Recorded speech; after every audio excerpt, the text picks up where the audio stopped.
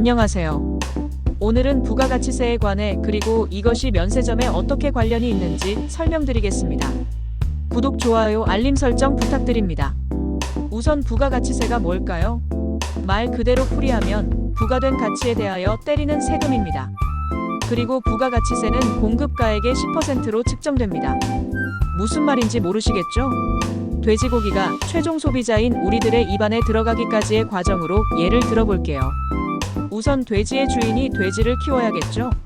그리고 그 키운 돼지를 가공공장에게 11,000원에 판매합니다. 이때 11,000원은 공급가액 1만원과 그것의 10%인 부가가치세 1,000원으로 구성됩니다. 그리고 가공업자는 도매업자에게 공급가액 17,000원의 부가가치세 1,700원을 더해서 18,700원에 팔고, 도매업자는 소매업자에게 19,000원의 공급가액에 1,900원의 부가가치세를 더하여 29,000원에 팔고, 소매업자는 돼지고기를 먹는 최종 소비자인 우리에게 공급가액 23,000원의 부가가치세 2,300원 더해서 25,300원에 팔았다고 해봅시다. 그럼 최종 소비자인 우리를 제외한 나머지 사람들은 부가가치세를 얼마나 내야 할까요? 우선 사전 지식으로 매출세액과 매입세액을 확인하고 넘어갈게요.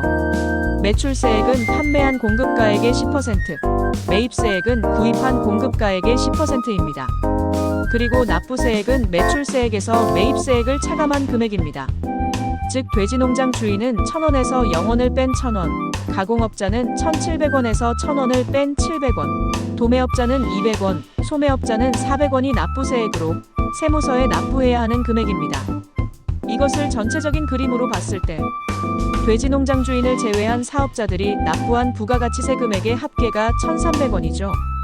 이것의 정확한 의미는 공급가액이 1만원이었던 돼지가 23,000원의 돼지고기로 바뀔 때의 가치상승분 13,000원에 대한 10%를 부가가치세로 내는데, 이 금액을 가공공장, 도매업자, 소매업자가 각각 700원, 200원, 400원으로 나누어서 납부한다는 뜻입니다. 1만원의 돼지가 23,000원의 돼지고기로 가치가 업되는 데에 가공업자와 도매업자, 소매업자가 기여했기 때문이죠. 또한 이것을 다른 각도에서 설명해보면 최종 소비자가 소매업자에게 지급한 부가가치세 2,300원은 돼지농장 주인이 납부한 1,000원, 가공업자가 납부한 700원, 도매업자가 납부한 200원, 소매업자가 납부한 400원의 합계와 같죠. 이것이 과연 우연일까요? 아닙니다. 결국 최종 소비자가 납부한 2,300원을 최종 소비자를 대신해서 돼지농장 주인, 가공업자, 도매업자, 소매업자가 세무서로 납부하는 것이죠. 그래서 부가가치세를 간접세라고 하는 것입니다.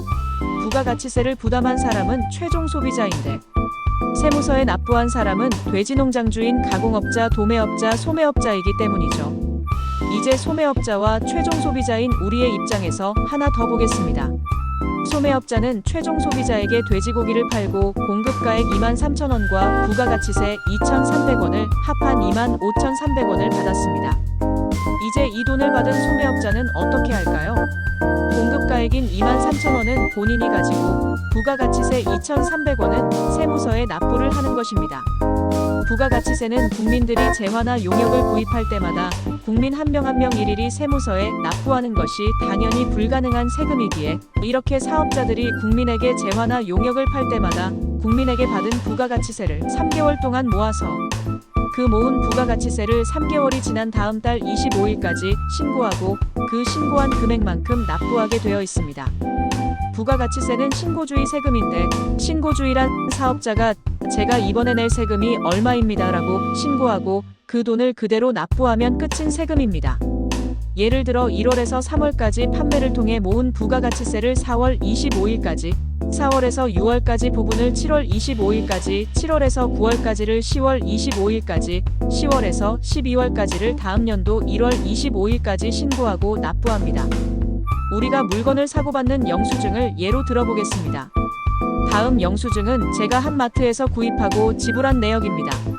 보시면 3,800원을 지불했는데 그 금액이 3,455원과 345원의 합계라는 것을 알 수 있죠. 여기서 3,455원은 공급가액이고 거기에 10%인 345원은 부가가치세입니다. 쉽게 말해서 저는 저기 마트에 3,800원을 지불했고 해당 마트는 3,455원은 본인들이 가지고 345원은 세무서에 납부해야 하는 금액입니다. 거래일자가 2024년 12월 25일이므로 10월에서 12월치 부가가치세와 합해서 2025년 1월 25일 납부하겠네요. 그럼 이를 이제 면세점에 적용해서 설명해 보겠습니다. 면세점은 부가가치세뿐만 아니라 관세, 주세 등 모든 세금을 부담 안 하고 거래할 수 있는 가게인데 여기서는 부가가치세에 대해서만 설명드리겠습니다.